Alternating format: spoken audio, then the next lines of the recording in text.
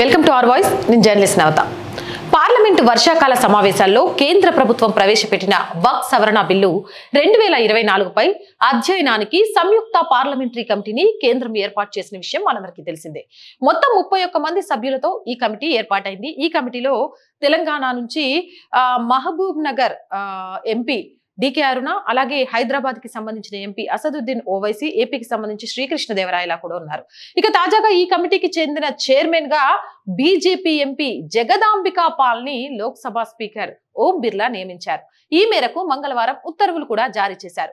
వక్ఫ్ సవరణ బిల్లు 2024ను కేంద్రం గురువారం పార్లమెంట్ లో ప్రవేశపెడితే వక్ఫ్ ఆస్తులను నియంత్రించే అధికారాలను కేంద్ర ప్రభుత్వానికి, జిల్లా కలెక్టర్లకు దాఖలు పరిచే విధంగా సవరణలు ప్రతిపాదించడం వివాదాస్పదమైంది.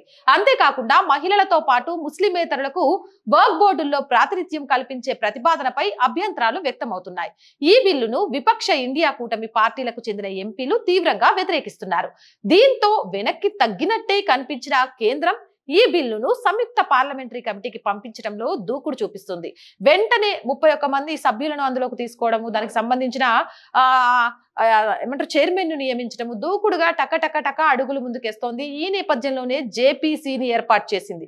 ఇందులో లోక్సభ నుంచి 21 మంది సభ్యులకు అవకాశం కల్పించారు. జగదాంబికా పాల్ కమిటీ చైర్మన్ కాగా నిషికాంత్ దుబే, తేజస్వి సూర్య, అపరాజితా సారంగి, సంజయ్ జైస్వాల్, దిలీప్ సైకియా, అభిజిత్ గంగోపాధ్యాయ, డికే అరుణ, గౌరవ్ గొగోయ్, ఇమ్రాన్ మసూద్, మహమ్మద్ జావేదా, మౌలానా మొహబుల్లా నాద్వి, కళ్యాణ్ బెనర్జీ, ఏ రాజా, లావు శ్రీకృష్ణదేవరాయలు, దిలేశ్వర కమేత్, అరవింద్ సామంత్, సురేష్ గోపీనాథ్, నరేష్ గనానత్, అరుణ్ భారతి, అసదుద్దీన్ ఓవైసీ ఈ కమిటీ సభ్యులుగా ఉన్నారు. ఇక రాజ్యసభ నుంచి బ్రిజ్బలాల్, మేధా విక్రమ్ కులకర్ణి, గులాం అలీ, రాధా మోహన్ దాస్ అగర్వాల్, సయ్యద్ నజీర్ హుస్సేన్, మొహమ్మద్ నదీముల్ హక్, విజయసాయి రెడ్డి, మొహమ్మద్ అబ్దుల్లా, సంజయ్ సింగ్, ధర్మశాల వీరేంద్ర హెగ్డే ఈ కమిటీకి సభ్యులుగా వ్యవహరించనున్నారు. ఏదేమైనా కానీ భారతదేశంలో సనాతన ధర్మం మీద ఏర్పడ్డ ఈ దేశంలో హిందూ ఆలయాలను దేవాదాయ ధర్మాదాయ శాఖ అంటూ రాష్ట్ర ప్రభుత్వాల పరిధిలో ఉంచకూడదు అంటే దానికి సపోర్ట్ చేసి వచ్చిన ఈ సుడో సెక్యులర్లు ఎవరూ లేరులే. కానీ ఈరోజు అదే వర్క్ ఆస్తులకు సంబంధించి కేంద్ర ప్రభుత్వ నియంత్రణతో పాటు ముస్లిం మహిళలతో పాటు ముస్లింలు కాని వాళ్ళు కూడా, ముస్లిమేతరులు కూడా సభ్యులుగా ఉండాలి అనే ప్రతిపాదనకు మాత్రం ఈరోజు విపక్షాలు అడ్డుపడుతున్నాయి, మేధావులు వ్యతిరేకిస్తున్నారు. మరి ఎందుకు వ్యతిరేకిస్తున్నారో ఇక్కడ అర్థం కాని విషయం ఏంటంటే, సనాతన ధర్మం మీద ఏర్పడ్డ ఈ దేశంలో హిందూ ఆలయాల కంటే కూడా తర్వాత వచ్చిన వర్క్కి అత్యంత ఆస్తులున్నాయి. అయినా కూడా దాన్ని కాపాడడానికి వీళ్ళంతా భుజాన మీద మోస్తున్నారు.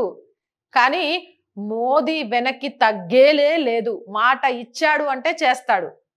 అది సిఏఏ కానివ్వండి, ఎన్ఆర్సీ కానివ్వండి, లేకపోతే ఎలాంటి విషయాల్లోనైనా కానివ్వండి, అయోధ్యలో ఆఖరికి బోన్లో నిలబెట్టిన రాముల వారికి విజయం ఇచ్చి విగ్రహ ప్రతిష్ఠ చేసి రామ్లల్లాగా మళ్ళీ ఈ దేశాన్ని రామరాజ్యంగా మార్చడంలో కానివ్వండి, మోదీ మాట ఇచ్చాడు అంటే ఖచ్చితంగా చేస్తాడు. వక్ఫ్ బోర్డు విషయంలో కూడా అంతే.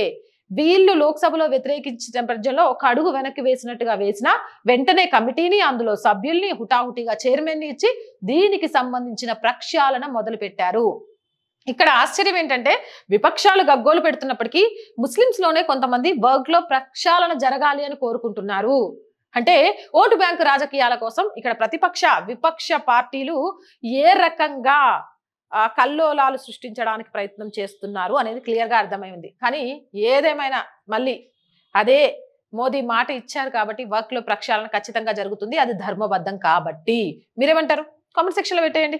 మోర్ వీడియోస్ కోసం మన ఛానల్ ని వెంటనే సబ్స్క్రైబ్ చేయండి. నచ్చిందా?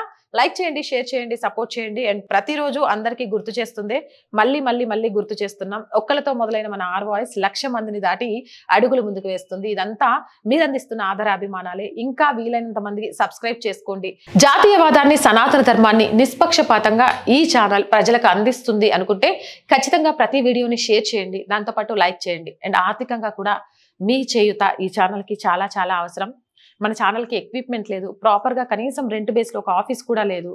ఎవరైనా ఎక్కడమ్మా మీ ఆఫీసు, మిమ్మల్ని కలవచ్చా, లేదా ఇది ఉంది మా ఊళ్ళో సమస్య చేస్తారా అంటే ఎక్విప్మెంట్ లేని కారణంగా, ఆఫీస్ లేని కారణంగా చాలా మందికి ఏం చెప్పాలో అర్థం కాని స్థితిలో ఉన్నాము. బట్ ప్రభుత్వానికి ప్రజలకి వారధిగా నిలుస్తూ ప్రజల సమస్యలను ప్రభుత్వానికి తెలియజేయడంతో పాటు సనాతన ధర్మాన్ని జాతీయవాదాన్ని నిస్సంకోచంగా వెన్ను చూపకుండా ఉన్నది ఉన్నట్టు వాస్తవాలను చూపించాలనే లక్ష్యంతో ఛానల్ అయితే ప్రారంభించాను. అలాగే అడుగులు ముందుకు వేస్తున్నాం. కానీ ఆర్థికంగా అది నా ఒక్కదాని వల్ల కావట్లే. ఇంకా ఛానల్ బ్రేక్ ఈవెన్ కి చేరుకోలేదు. బట్ బ్రేక్ ఈవెన్ కి చేరుకునేదాకా ప్లీజ్ ఆర్థికంగా ప్రతి ఒక్కరూ సహాయం చేయండి. చేయాలి అనుకునేవారు సబ్స్క్రిప్షన్ పక్కనే జాయిన్ అనే ఆప్షన్ కనిపిస్తుంది. 1 to 5 లెవెల్స్ ఉంటాయి. ఏదో ఒక లెవెల్లో సపోర్ట్ చేయండి. అలాగే స్క్రీన్ మీద అకౌంట్ డీటెయిల్స్ తో పాటు Google pay, phone pay number కూడా ఉంటుంది.